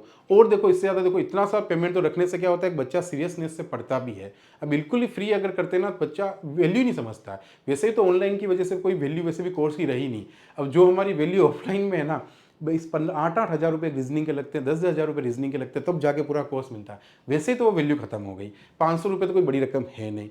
उसमें भी अगर आपको प्रॉब्लम है तो कोई इश्यू की बात नहीं है, मैंने जो आपको रास्ता बताया ये आप रास्ते पे चलिएगा तो भी आप फ्री हो जाओगे, ठीक है, क्लियर है। और ऐसा नहीं होगा आप जिसको रिकमेंड करोगे वो खुश ही होगा। मेरे बहुत सारे स्टूडेंट ने किसको रिकमेंड किया वो सब खुश ही हैं अभी CET के पेपर के बाद। तो ठीक है, किसी के भी पेपर के बाद वो खुश रहेंगे। ठीक है, तो आपको ये मैं आपके लिए कर सकता हूँ, बस नाम और नंबर आपको भेजना है, कोशिश करना दोनों भेज पाओ, बस वो एडमिशन होते ही आपका डिस्काउंट आपके पास आ जाएगा। देखो, एक ही पासे की 3 अलग अलग स्थितियां दर्शाई गई है, चार वाले फलक के विपरीत फलक पे संख्या ज्ञात कीजिए। अब जैसे ही मुझे ये तीनों डाइस मिले, ठीक है, तो सबसे पहला मेरा काम क्या होगा, आपको मैं रूल्स बताता हूँ, है ना। आपको बस 2 रूल्स कि ज़्यादा, देखो मैंने क्या बोला, ज़्यादा पढ़ेंगे नहीं, कम पढ़ेंगे नहीं, हम वो पढ़ेंगे जिससे एग्जाम में अटेम्प्ट हो जाए। जैसे ही एक पासे की पोजीशंस आपको दे, अब यहाँ पे नीचे लिखा हो नहीं, नॉर्मल लिखा होता है, एक पासे की 3 पोजीशन है तो इस तरह वो 3 लिख देता है, कोई बात नहीं, नहीं लिखा हो क्या फ़र्क पड़ता है, लिखा हो नहीं लिखा हो। अब आपको क्या करना, इसमें से किसी भी 2 को लेना है, कोई भी 2, इन दोनों को ले सकते हो, इन दोनों को ले सकते हो, इन दोनों को ले सकते हो, कोई भी ऐसे 2 डाइस लेना जिसका एक सरफेस क्या हो कॉमन, इसकी एक फलक क्या हो कॉमन दिख रही हो। ये रूल्स आप सबसे पहले लगाओगे, देखते ही जैसे 3 डाइस दिए, आपको बोला 4 वाले के विपरीत क्या है, तो आप पहला काम क्या करोगे, हमेशा तीनों में से कोई भी 2 पकड़ोगे, ऐसे पकड़ोगे जिसमें एक नंबर कॉमन है। जैसे मैं इन दोनों को लूं तो इसमें बताओ एक नंबर कॉमन क्या है, 4 यहाँ पे भी है, 4 यहाँ पे भी है, बताओ एक नंबर कॉमन क्या मिला आपको, 4 मिला। अब बताओ 3 यहाँ पे नहीं है, 2 यहाँ पे नहीं है, तो मिल गया हमारा, आगे देख, इसको देखने की जरूरत ही नहीं है। अब इन दोनों में मिल गया, उसको मत देखो, इन दोनों मिल गया, इसको मत, किसी भी 2 को देख लो, देख लिया।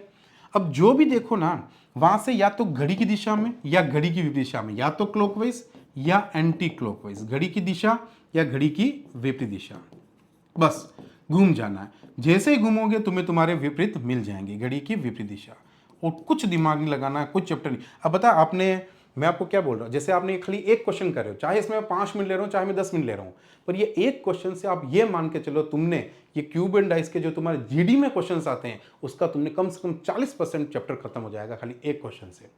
ये होता है पढ़ाने का और ये होता है एग्जाम में करने का तरीका। और जब तुम मेरे साथ पूरा जुड़ के देखोगे तब तुम्हें रिलेटिव बताओगे कि कैसे एग्जाम में नंबर नहीं आते। ठीक है, घड़ी की विपरीत दिशा। पर सबसे बढ़िया बात मुझे क्या लगी पता है, मुझे इसलिए खुशी लगी कि मेरे को नहीं आइडिया था कि जैसे मैं इतना डालूंगा और बच्चे मुझ पर इतना विश्वास दिखाएंगे और इतने सारे परचेज कर लेंगे। ये दिल से बोलो थैंक यू सो मच जिन बच्चों ने मुझ पर इतना विश्वास दिखाया। बस मेरे लिए मोर देन इनफ है, इससे ज़्यादा मुझे और कुछ नहीं जीतना था इतने सालों में। जो मुझे जानते थे उन्होंने बस देखा कि सर का आज्ञा है, उन्होंने खरीद लिया, इसके लिए थैंक यू सो मच। और जो बच्चे अभी तक नहीं भी खरीदे हैं, फ्यूचर में अगर मान लो उसका कोई दोस्त भी अगर रिकमेंड करेगा, डेफिनेटली आप बोल रहे हैं मुझे 100 रुपये आपको बताए, वो भी खुश होगा, इतना मैं आपको बोल देता हूँ। ठीक है, आप तो आपको बताइए, वैसे भी जिसने खरीदा उसको वैसे भी पता है। ठीक है, उसकी चिंता मत करना आप, उसके भी नंबर अच्छे आएंगे ना, आपके भी अच्छे आएंगे। देखो यहाँ से अगर मैं क्लॉकवाइज चलता हूँ यहाँ से, और इसमें भी क्लॉकवाइज, तो घड़ी की दिशा क्या होती है, 12 से 3 6 9, तो घड़ी की दिशा में चलना है यानी कि क्लॉकवाइज। तो बताओ यहाँ सबसे पहले इसमें एक एक का लिखना है। यहाँ क्या आया, 2, घड़ी की दिशा में चला, 4 से 2 आया, जो कॉमन है वहाँ से चलना है, 4 4 कॉमन था उसके वहाँ से चलना है स्टार्ट। सबसे पहले 2 आया, इसमें क्या आया, 6 आया, लिख लिया। फिर इसके आगे गए, यहाँ क्या आया, 3 आया, फिर इसके आगे गए, यहाँ क्या आया, 1 आया। तो ये आपके विपरीत हैं, अपोजिट जो आप लिख रहे हो। ठीक है, ये विपरीत है। तो बताओ टोटल एक क्यूब के यानी कि एक पासे के कितने नंबर होते हैं। आप सांप सीढ़ी लूडो खेलते हो, 6 नंबर होते हैं, उसमें से एक नंबर जैसे 2 का अपोजिट क्या है, 6, 3 का अपोजिट क्या है, तो टोटली 6 नंबर है। तो बचा कौन कौन है, तो 1 हो गया, 2 हो गया, 3, तो 4 नहीं हुआ अभी तक, 5 नहीं हुआ। तो आपके ये सारे नंबर में से कुछ भी पूछेगा आपके पास आंसर है। तो उसने बताया 4 के विपरीत पे कौन सा है, तो 4 के विपरीत कौन सा आंसर आ गया आपके बच्चों, 5। क्या मेरी बात समझ में आई। तो एक सिंपल सा रूल, जब भी आपको 2 डाइस या 2 से ज़्यादा डाइस दे, सबसे पहले देखो उसमें सिंगल नंबर कॉमन है या नहीं है, तो ये रूल्स लगाना है। नहीं होगा तो आगे क्वेश्चन आएगा, तब हम सीखेंगे उसमें क्या करना है। आप आगे की कुछ मत सोचना, नहीं हुआ तो क्या होगा। मैं आपको क्या बोल रहा हूँ, आपके हर चीज़ आ जाएगी एक टाइम के बाद, आपको हर चीज़ का सोल्यूशन होगा। लेकिन जब जो आ रहा है वो पर्टिकुलर आपको पता होना चाहिए एग्जाम में कैसे करना है। तो इसका आंसर क्या हो जाएगा, 4 के विपरीत पे 5, तो आपका आंसर होगा सी ऑप्शन। बहुत सिंपल सा रूल है। अब चलो तो दोनों चलना है, तो घड़ी की दिशा बोले तो घड़ी। अब जैसे मान लो मैं चाहता तो इसको उल्टा भी कर सकता है, ऐसा नहीं है कि मैं घड़ी दिशा चलनी है। मैं जो कॉमन है वहां से उल्टा चलता तो ये 3 पहले लिखता, इधर भी उल्टा चलता फिर ये 1 पहले लिखता, फिर मैं 3 से 4 2 चलता फिर 2 लिखता, फिर यहाँ 1 से 6 चलता तो 6 लिखता। अब बचा नंबर कौन कौन है, वही 4 और 5। तो आप 4 का अपोजिट 5 देखो सेम, एक नहीं 2 का अपोजिट 6 यहाँ पे भी है, 3 का अपोजिट 1 यहाँ पे भी है, तो सेम ही आएगा, उससे कोई फर्क नहीं पड़ रहा है। ठीक है, तो अगला देखते हैं, अगला नेक्स्ट क्वेश्चन क्या है हमारा।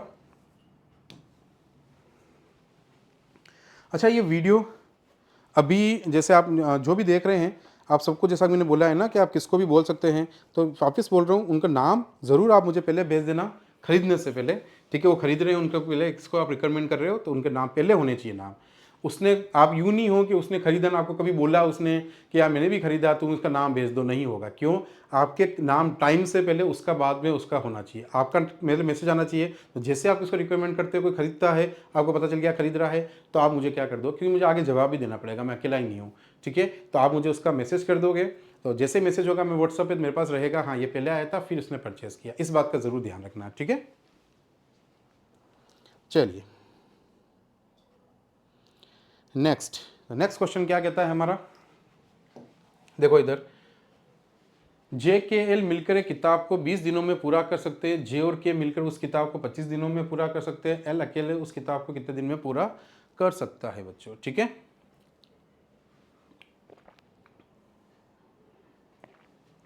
तो देखो बच्चों, ये आपका टाइम एंड वर्क का जो पार्ट से क्वेश्चन आता है वो है टाइम एंड 2024 का भी है, ये भी आप चेक कर सकते हो। समय और कार्य, हिंदी में चैप्टर का नाम क्या है, समय और कार्य। अब समय और कार्य चैप्टर के लिए मैं आपको आज एक मोस्ट इंपॉर्टेंट बात बताऊंगा। वो बात आपको हमेशा इस चैप्टर का क्वेश्चन आएगा, सबसे पहले दिमाग में लाने के लिए आज का आज ये याद, इस वीडियो को देख के इस चीज़ को दिमाग में डाल देनी। एक सर ने बोला है कि ये बात आपके दिमाग में फिक्स होनी चाहिए, जो मैं आज आपको बोल रहा हूँ। समय और कार्य का कोई भी क्वेश्चन आएगा, अब वो बात क्या है, ध्यान से सुनना। जब भी आपको कभी भी ऐसा बोले कि कोई आदमी किसी किताब को बना रहा है, किसी ईंट की दीवार को बना रहा है, कोई काम कर रहा है, ऐसा बोल रहा, कुछ भी बोले, ऐसा बोला जे के एल मिलकर किसी किताब की जगह किसी काम को 20 दिनों में पूरा करते हैं, किसी काम के लिए बोले थे, कुछ भी बोले, क्लियर मेरी बात। कुछ भी पर्टिकुलर वर्क हो सकता है, वो किताब बनाना हो सकता है, ईंट की दीवार बनाना हो सकता है, रोटी बनाना हो सकता है, कुछ भी हो, काम कुछ भी हो सकता है, ठीक है। आपको पहला काम यह करना है कि जो भी जितने दिनों में वो काम कर रहे हैं, कितने भी लोग जितने दिनों में उस काम को, जिस पर्टिकुलर काम के लिए बात कर रहे हैं, जितने दिनों में उस काम को कर रहे हैं ना, पहले आप उस काम को पता करोगे। जैसे वो किताब बना रहे, कितनी पेज की बना रहे, वो कुछ भी मान के करना है। अब वो कैसे मानना है, क्या मानना है, ये हमेशा क्या करना है, वो चीज़ सुनना। जैसे आपने पहली लाइन पढ़ी, जे के एल मिलकर, जे प्लस के प्लस एल मिलकर किसी एक किताब को 20 दिन में बनाते हैं। सबसे पहले इन तीनों की, एक किताब के लिए तीनों लोग इतने दिन लेते हैं, किताब काम कंप्लीट होना चाहिए एक बार, वो लेना है आपको, ले लिया। जे और के मिलकर उस किताब को 25 दिन में, जे और प्लस के मिलकर उस किताब को, खाली दोनों मिलकर करते कितने दिन में बनाते हैं। ये किताब उतने पेज की है, मान लो ये 100 पेज की किताब बना रहे, तो ये भी 100 पेज की बना रहे, पर इनको कितने दिन लग रहे हैं, आप खुद सोचो। अब मान लो, चलो किताब की जगह एग्जाम्पल सोचना, एक ईंट की दीवार है, एक ईंट की दीवार आपको बनानी है, ठीक है। उसमें जे के एल 3 लोग कर रहे हैं, तो 20 दिन में सारी, जैसे मान लो 100 ईंटें पड़ी है, 100 ईंट की दीवार बनानी है, तो ये 20 दिन में बना रहे हैं। अब जे के तो 2 ही आदमी हैं, तो एक आदमी होता, ज़्यादा ईंटें लग रही होती दिन की, तो उनको देखो दिन ज़्यादा लगेंगे नहीं लगेंगे, सही बात है, ज़्यादा दिन लग रहे हैं, लगने चाहिए, क्योंकि एक आदमी कम हो गया। तो ये जो कंडीशन दे रखी होगी ना, इससे सबसे पहले जैसे ही क्वेश्चन में जिन जिन लोगों के लिए दिन दे रखे हों, सबसे पहला काम ये हमेशा करना है, मतलब हमेशा। टाइम एंड वर्क का ऐसा क्वेश्चन देखा नहीं और तुमको ये काम सबसे पहले करोगे तो क्वेश्चन बहुत इजी है, कुछ नहीं सोचना पड़ेगा, मैथ्स आराम से सोल्व होनी स्टार्ट हो जाएगी। तो जैसे ही मैंने देखा इन तीनों के लिए, इन दोनों के लिए बोल रखा है, फिर आगे किसी का क्वेश्चन पूछ रखा है, तो पहले वो काम पता करने का तरीका क्या होगा। मानने में आप वो काम कुछ भी मान सकते हो, 100 ईंटें मान सकते हो, 100 पेज लगाते हैं, 200 पेज लगाते हैं, कुछ भी, किताब 200 पेज की, कुछ भी मानो। मानने में कुछ भी मानने से कोई फर्क नहीं पड़ेगा, बस क्या कहते हैं, डेटा आपका पॉइंट्स में जाएगा और पॉइंट्स में कैलकुलेशन करने में आपको टाइम वेस्ट होगा। तो इसलिए आपको हमेशा क्या करना है, जो भी आपको दिन दे रखे इनका हमेशा एलसीएम ले लेना है। क्या लेना है, एलसीएम, यानी कि मैं 20 और 25 का क्या ले लूंगा बच्चों, एलसीएम ले लूंगा। तो जैसे 20 और 25 का एलसीएम लूंगा, तो यहाँ पे देखो 5 से काट दो, 5 चौक 20, 5 चौक 25 और 4 और 5 कर देता हूँ, तो 5 चौक 20, 20 पंजे 100। तो देखो 20 का भाग 100 में जा रहा है। दूसरा तरीका एलसीएम का क्या होता है, दोनों में से बड़ा नंबर ले लो और बड़े नंबर की टेबल बोलो, छोटे नंबर का भाग जब उस टेबल में जाएगा तो वो एलसीएम होगा। जैसे 25 से कम 25, 20 का भाग नहीं जाता है, 25 दूनी 50, 50 से 20 का भाग नहीं जाता, 25 से 75, 20 का नहीं जाता, 25 चौक 100, 20 का जाता है, एलसीएम कितना, 100। तो एलसीएम लेने के दोनों तरीके, एक सदाबहार और एक आपका ये वाला, बड़े नंबर का मल्टीपल बोलो, छोटे नंबर का भाग जा रहा है तो एलसीएम है। तो हमें जो माननी थी कितनी पेज लगाता है या कितनी ईंटें लगाता है, वो हमेशा ऐसे निकालेंगे इन दोनों का। ये एक ऐसा तरीका है जो मैं जब भी टाइम एंड वर्क का क्वेश्चन आएगा बार बार यूज करूंगा तो आपके दिमाग में सेट हो जाएगा, अच्छा यही करना है, ठीक है, हर चीज़ का यही होगा। जैसे आपने सीख लिया है, अब उसको वापस दूसरी बार देखोगे ना, मैं एक चीज़ बताता हूँ, एक इंसान जब एक काम को 3 बार करता है एटलीस्ट, तब तो उसको लगता है कि अब मैं एग्जाम, या चौथी बार तब जाके एग्जाम में सही होता है। और ये इस बार मैं ही कराने वाले हूँ आपको, 3 बार तो मैं ही करूंगा, चौथी बार आप ही सही करोगे। तो हर टाइप का क्वेश्चन 3-3 बार तो कम से कम यहाँ होगा ही होगा, ठीक है, जो आपके एग्जाम में पूछा जाता है एग्जाम से पहले, उससे ज़्यादा ही होगा, 3 से भी ज़्यादा। आप सोचो 3 में ही हो जाता है काम, तो जब आप 4 से 5 सेम टाइप के क्वेश्चन, टाइप सेम, थोड़ा सा डेटा अलग होगा, बस थोड़ा सा ऊपर नीचे सब डेटा, क्वेश्चन वो के वही आते हैं, डेटा ऊपर नीचे होता है, थोड़ा सा बड़ा होगा कोई छोटा होगा, पर पैटर्न सेम होता है। तो इसलिए तो मैं बोलता हूँ एग्जाम में पूरे में पूरे नंबर क्यों नहीं आएंगे, कैसे नहीं आएंगे, देखना आप। तो ये आपका क्या होगा, 100 यूनिट। अब मुझे बताओ इन दोनों को जैसे ही मैंने लिया, ठीक है, इन दोनों को जैसे मैंने लिया, तो आप मुझे बताओ 20 और 25 का यहाँ पे कितना आया एलसीएम, 100 आया। अब आपको हमेशा इनका एक दिन का काम निकालना। अब एक चीज़ सोचो, ये 100 ईंटें होती, खाली दिमाग लगाना, 100 ईंटें हमेशा ये काम करना, अपने पास समझा रहा हूँ क्यों। ये 100 ईंटें आदमी अगर 20 दिन में लगा रहे हैं, 20 दिन लगे हैं, तो एक दिन की इसकी कितनी ईंटें लगी। जैसे मान लो एक दीवार बना रहे 100 ईंटों की यहाँ पे, ठीक है, अब एक दिन में वो कितनी ईंटें लगाएं कि 20 दिन में 100 हो जाए, इसका भाग इसमें दे दूँ तो 5 ईंटें हुआ कि नहीं हुआ, 5 ईंटें या 5 यूनिट पर डे, यूनिट लिख दूँ इसको, 5 इकाई पर डे। यानी कि अगर मैं, देखो समझो, ये तीनों जने हैं, आज 5 ईंटें मिलकर लगाई, कल 5 ईंटें लगाई, 5 ईंटें 15, फिर 20, फिर 25, ऐसे लगाते लगाते लगाते लगाते दिन गए, तो 20 दिन हो गए। तो बताओ 5-5 के साथ 100 ईंटें हो गई नहीं हो, तो 20 × 5 की क्या हो गया, 100 हो गया कि नहीं होगा। और यही लोग अगर ये ईंटें लगाए तो 4 ईंटें पर दिन लगा रहे हैं। तो ये जो मैंने आपके सामने जो प्रोसेस लिखा है, ये आपको एक तो टफ नहीं है, बस ये प्रोसेस ऑलवेज करना है, किसी भी क्वेश्चन में करना है, मतलब करना है। सबसे पहले क्वेश्चन से डे लिख दो, कितने दिन है, उनसे आप वर्क पता कर लो एलसीएम लेके, फिर हमेशा एक दिन का काम निकाल लो, ये फिक्स प्रोसेस। उसके बाद टाइम एंड वर्क के जो जीडी के क्वेश्चंस आते हैं वो बहुत फर्जी होंगे, इतने इजी लगेंगे आप सोच भी नहीं पाओगे, बट ये काम की आपकी हैबिट पढ़नी चाहिए टाइम एंड वर्क के लिए। तो ये काम की हैबिट पढ़ते देखो क्वेश्चन कैसे सोल्व होते हैं। जैसे ये हो जाए उसके बाद क्वेश्चन पढ़ो। अब देखो ये बोल रहा है, तो एल अकेले उसी किताब को कितने दिन में पूरा, यानी ए अकेला या 100 ईंटें लगाने के लिए एल को बोल रहे हैं अकेला तू लगा। पहले 3 जने लगा रहे थे तो दिन की 5 लग रही थी, फिर जे और के लगा रहे तो दिन की 4 लग रही, फिर बोला एल तो अकेला लगा, 3 से 2 हुए तो दिन की 4 हो गई, पहले 5 लग रही थी दिन की जब तीनों थे, जैसे एक गायब हुआ दिन की 4 ईंटें लगने लगी। अब जैसे एक और को गायब कर रहे हैं, किसको, एल को। अब तुम एक बात बताओ, टोटल यहाँ 5 ईंटें लग रही है, तो उसमें जे के एल मिलकर लगा रहे हैं, जे के एल मिलकर एक दिन में कितनी ईंटें लगा रहे हैं, 5। उसमें से जे और के एक दिन में कितने लगाते हैं, देखो तुम यहाँ पे जे और के जब ये काम करे तो एक दिन में वो कितनी ईंटें लगा रहे हैं, मतलब ये दोनों तो लगा रहे हैं कितनी, 4।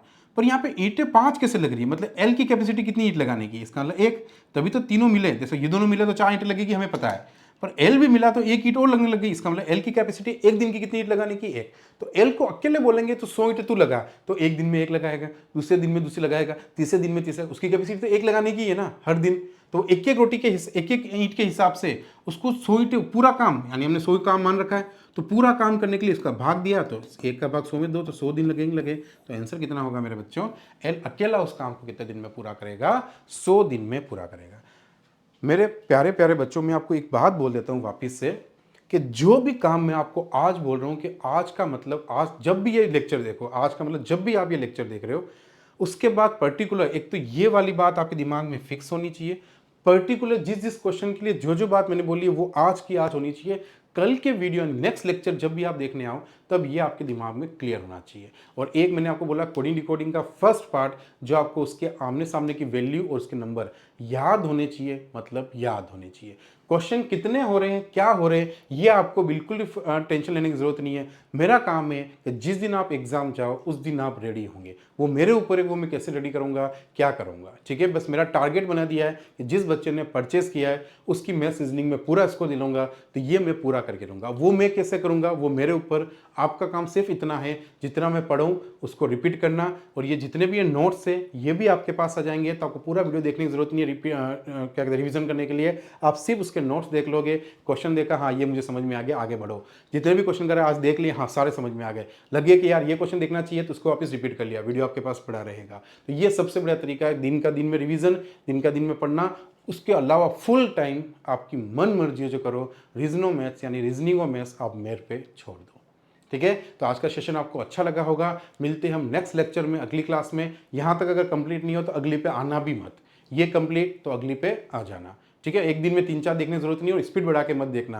पहली बार बढ़ा रहे हो, स्पीड तब बढ़ाना जब आप उससे ऑलरेडी पढ़े हुआ। अगर नए हो तो बिल्कुल स्पीड मत बढ़ाना, प्योर देखना। बाकी पूरा दिन वैसे दूसरे सब्जेक्ट के लिए दे रहा हूँ, इतना सब टाइम मेरे लिए। न कोई दूसरी किताब परचेस करनी, न कोई किताब खरीदनी, जो क्वेश्चन कराने होंगे सब मैं करूँगा। आपको कुछ भी नहीं करना, बस ये वीडियो का आनंद लेने और जीडी निकाल दोगे। इतना एक बार विश्वास करके देखो, अगले साल किसी और एग्जाम के लिए वैसे ही कर लोगे। एक बार करोगे, अगला वैसे भी विश्वास हो ही जाएगा। तो थैंक यू सो मच बच्चों, टेक केयर, बाय बाय।